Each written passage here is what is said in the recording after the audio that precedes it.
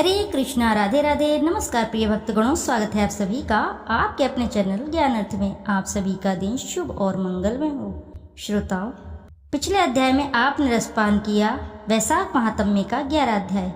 आप रसपान करेंगे आज वैशाख महात्म्य का 12वां अध्याय। तो आइए श्रवण करते हैं। यम बोला, हे शंभो, हे ब्रह्मन, मेरी बात सुनो। मेरा लोप हो गया। मैं मरने से भी अपने पद खंड को अधिक मानता हूँ। हे कमलासन, जो जिस काम पर नियुक्त किया जाए और वह अपना काम ना करे, ऐसे जो अपने स्वामी का धन खाता वह काट का कीड़ा अर्थात घून बनता है। जो प्रज्ञावान लोभ से राजा के वित्त को बिना काम खाता है वह तिर्यक योनि में जा 300 कल्प तक नरक भोगता है। हे ब्रह्मा, जो निष्प्रह होकर अपने अपने स्वामी के कार्य का संपादन नहीं करता है वह घोर नरक भोग कर कौवा की योनि पाता।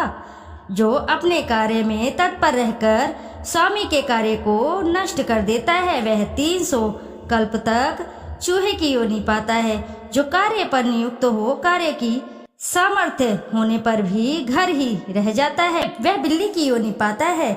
सो हे देव, मैं आपकी आज्ञा अनुसार प्रजा के धर्मों का साधन करता हूँ। पुण्य करने वाले को पुण्य कर्म और पापी को पाप कर्म से भली भांति विचार कर धर्मशास्त्र के जानने वाले मुनियों द्वारा कल्प के आदि वर्तमान में जो यातना हो वह मैंने दी है। हे प्रभु, अब मैं आपके नियोग करने में असमर्थ हूँ, क्योंकि कीर्तिमान राजा ने पृथ्वी से आपका नियोग उखाड़ दिया है। हे जगतपते, इस राजा के भय से समुद्र पर्यंत सब पृथ्वी के मनुष्य विशाख के कर्तव्य धर्मों का पालन करते हैं और प्रजा ने सब धर्म, पितृईश्वरों की पूजा, अग्निष्टोमादि, यज्ञ, तीर्थ यात्रा आदि सब शुभ कर्म छोड़ दिए हैं। योग सांख्य का परित्याग कर दिया है, प्राणायाम करना छोड़ दिया है, होम और स्वाध्याय का नाम भी नहीं लेते हैं तथा अनेक प्रकार के पाप करके भी वैशाख में किए धर्मों के प्रभाव से विष्णु लोक को चले जाते हैं। उनके पिता पितामह, उनके भी पिता पितृईश्वरों के पिता तथा पितामह और उनके भी पिता आदि से लेकर तथा उनके भी संबंधी और उनके भी जनकादि के पूर्वज विष्णु लोक को जाते हैं। ये सब दुख मेरे मस्तक को पीड़ा पहुंचाते हैं। मेरे लेख पत्र को मिटाकर भार्या के पिता पितामह आदि तथा पितृईश्वरों के बीज से धात्री आदि के गर्भ से उत्पन्न होने वाले सब विष्णु लोक को चले जाते हैं। जो कोई एक मनुष्य कोई एक कर्म करता है उसके फल को भी भोगता है, परंतु सारे कुल में कोई एक ही ऐसा धर्मात्मा होता है जो सब पापों को दूर करके दोनों पक्षों की 26-26 पीढ़ियों को संसार सागर से पार कर देता है तथा अपने भार्य के कुल के और वर्ण संकर तक को पार लगावे है। हे प्रभु, ये सब विष्णु लोक को चले जाते हैं, अतः अब इस काम पर मुझको रखने की कुछ आवश्यकता नहीं है। वैसा के धर्म करके लोग मुझे त्याग कर सब हरि भगवान के पास चले जाते हैं तथा अपने संग अपनी 21 पीढ़ियों का भी उद्धार करते हैं। पाप मुक्त होकर वे दिव्य देह धारण करते हैं। वे सब मेरे मार्ग को छोड़कर वैकुंठ को चले जाते हैं। वह देवताओं की गति यज्ञ आदि करने से नहीं मिलती है, अनेकों तीर्थों के करने से, दान तप व्रत करने से अथवा अनेक प्रकार के धर्माचरण करने से देवगति नहीं मिलती है। प्रयाग में पतन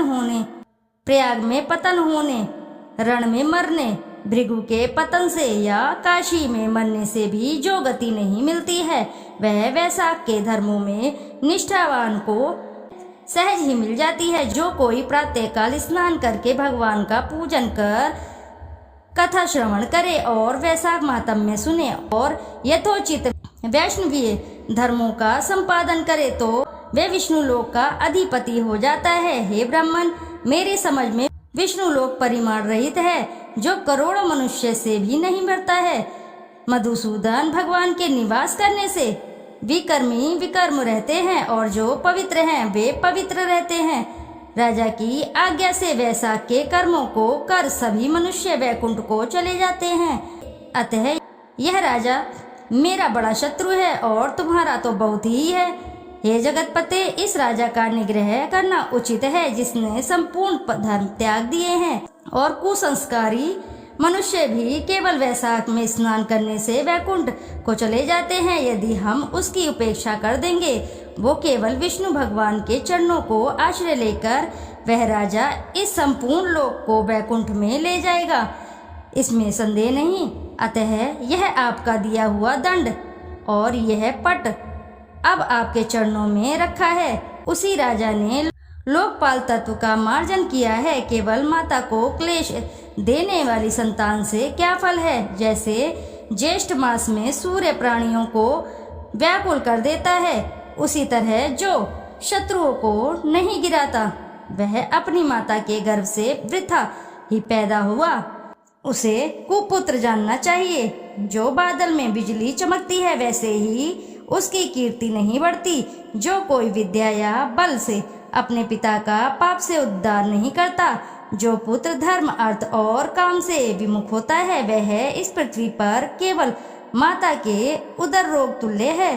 उसे महात्मा लोग मातृघाती कहते हैं। वह पुत्र मनुष्य में अधर्मी होता है, परंतु उसकी माता राजपत्नी अपने सत्कर्मों से संसार में प्रसिद्ध है।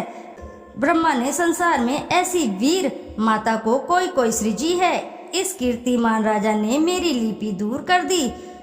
ऐसा किसी क्षत्रिय ने आज तक नहीं किया। हे प्रभु, पटमार्जन की बात तो पुराणों में भी नहीं सुनी।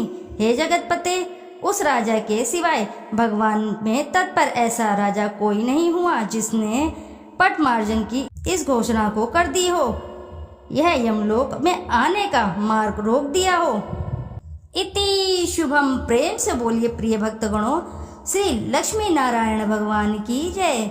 श्रोताओं, आपसे एक छोटा सा अनुरोध है, यदि आपको वीडियो अच्छी लगती है तो वीडियो ज़रूर लाइक कीजिए। आपका एक छोटा सा लाइक और कमेंट मुझे प्रेरणा देता है, मुझे प्रोत्साहन देता है इस तरह से और भी मेहनत करने के लिए। श्रोताओं, यदि आपको कथा अच्छी लगती है तो अपने लाइक और कमेंट में अपना आशीर्वाद जरूर दें।